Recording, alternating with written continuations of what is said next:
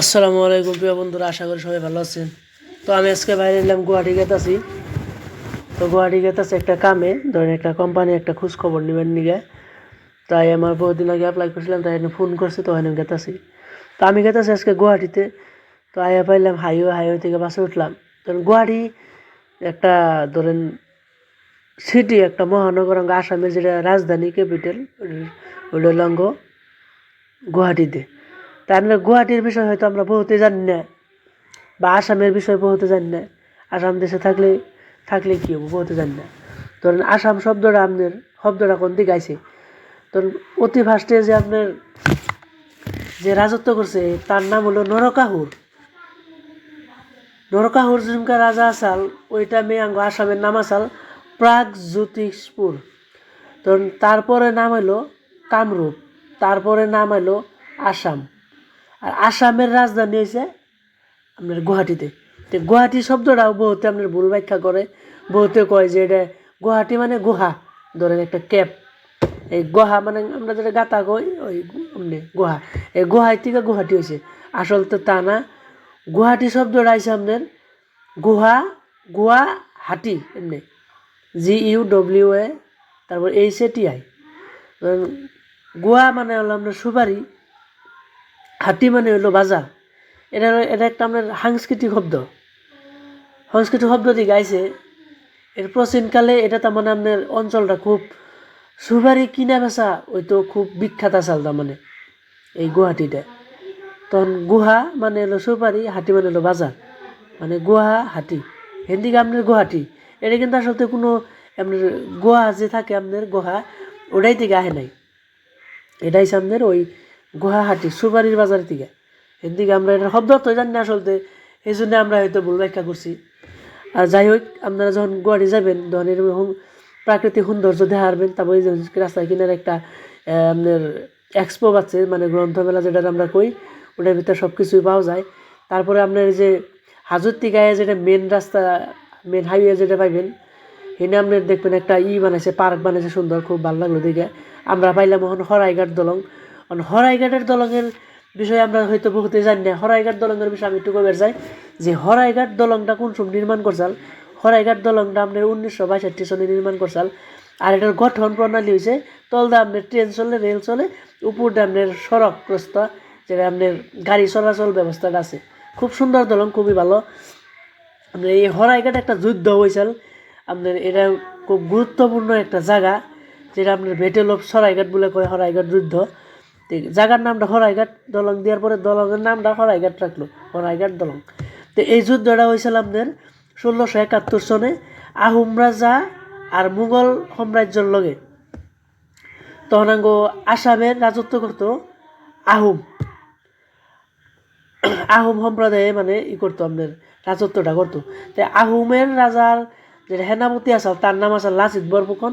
আর মুঘলের যেটা সেনাপতির নাম আসাল তার নাম আসাল রাজা রাম সিং। এই দুজনে যুদ্ধ হওয়ার টাইমে ধরেন যেটা আসামে যেটা লাচিত বরফুকন হ্যাঁ জিতছিল। পরে এটা একটা ঘটনা আছে, ধরেন লাচিত বরফুকন যেমন একটা কথা কইছিল যে এই দেখত কই মুমাই ডাঙর নহয়। তো এই উক্তিটা কোন সময় কইছিল, এই যুদ্ধর টাইমেই। তার মানে আপনার একটা মানে প্রতিরক্ষা ব্যবস্থা একটা নির্মাণ করবার নিগে, একটা গড় নির্মাণ করবার নিগে নিজা মামারে তার মানে আপনার ওই দায়িত্বটা দেওয়া হয়েছে। তো দায়িত্বটা এই মামায় ঠিক মতো দায়িত্বটা পালন না করায় এই নিজা মামারে আপনার মৃত্যুদণ্ড দিছেন লাচিত বরফুকনে। তাই আপনার এই বাক্যটা আপনার খুবই পরিচিত, খুব চিনা জানা আর কি, যে মুমাই দেখত কয় মুমাই ডাঙর নহয়। যাই হোক, আমি তখন একটা ক্যান্টারে উঠলাম, ছোটো গাড়ি যে থাকে আপনার ট্যাঙ্কারে উঠলাম। ওঠার পরে আমি গেতেছি এই কোম্পানিটা খবর টবর নিবেন নিকে। গতিকে এনে একটা আমার গাড়িতে একজনের সঙ্গে পার্টনার সঙ্গে দেখা হইলো, চিন্তা আমি। গতিকে আমার কইছে তুঙ্গ বাড়ি কি ত্রিপুরা? আমি কইছি না, তুঙ্গ বাড়ি কোনে? কয় ত্রিপুরা। মানে আমি অন্যকে বাংলা ভাষায় কথা কইছি, ভাবছি আমি ত্রিপুরা মানুষ, এরকম করে কইলো আর কি।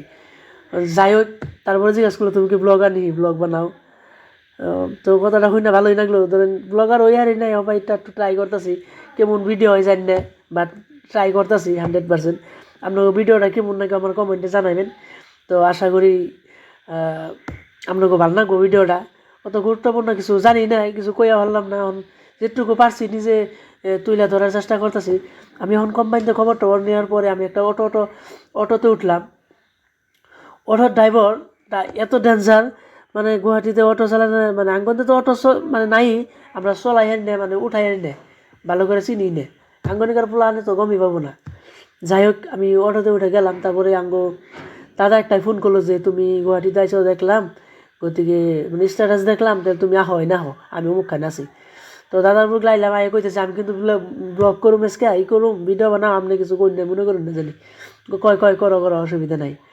গতিকে যাই হোক আমরা এখন, তখন দাদার পার্টনার একটা আছে, হ্যাঁ আবার আঙ্গ নিয়ে যাবো, তার মানে হ্যাঁ আবার গাড়ি নিয়ে আইয়া আপনার ওই যেটা নতুন ব্রিজ হইতেছে, ব্রিজ এখন ওই গেছে গা, হইতেছে মানে ওই গেছে গা, যেটা কুমার ভাস্কর হেতু যেটা নতুন ব্রিজটা হয়েছে আঙ্গ উত্তর গুয়াহাটির দিকে, দক্ষিণ গুয়াহাটি, সাউথ গুয়াহাটি, নর্থ গুয়াহাটি যেটা কানেকশন করছে ওনে।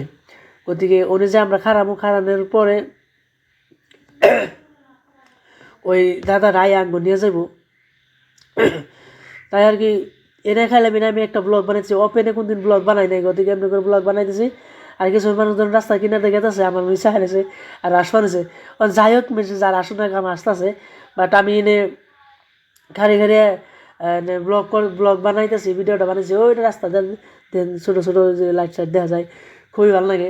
কারণ রাস্তায় এই দলং আমি কোনদিন আই না, হয়তো বহুত ইচ্ছা আছে যে এই দলং যে আমি দু একটা ফটো ছোটো উঠাবো, কিন্তু ওই দাদাটাই বললো যে তাহলে খাই দু একটা ফটো ছোটো উঠাও। তখন রায় তো বহুত হয়ে গেছে, এই জন্য আর ফটো ছোটো তুললাম না, বললাম না যাই গে, পারলে আবার আহিরো। গতিকে এই ফেলাই বললাম। রাস্তাটা ওই যেটা কাম হচ্ছে, ট্রাফিক একদম খুবই কমছে। যাই হোক মামা যেটা সিএম মামা আমি বহুত ধন্যবাদ জানাই, কারণ বহুত ভালো কাম করছে, আসাম ডেভেলপমেন্টে বহুত ভালো কাম করছে। এই দলংটা ধরেন অন্য আগে যত সরকার আছে হয়তো আপনার আইডিয়াই করার নাই যে এমনি একটা দলং বানান নেবো। পরে এখন গুয়াহাটি আইসি গেতাছি, পর্ণিটা নাইলে তো হয় না, তাই পর্ণিটাই ঢুকলাম। এদিকে সাবসিগন বহুত ভালো লাগে আমার।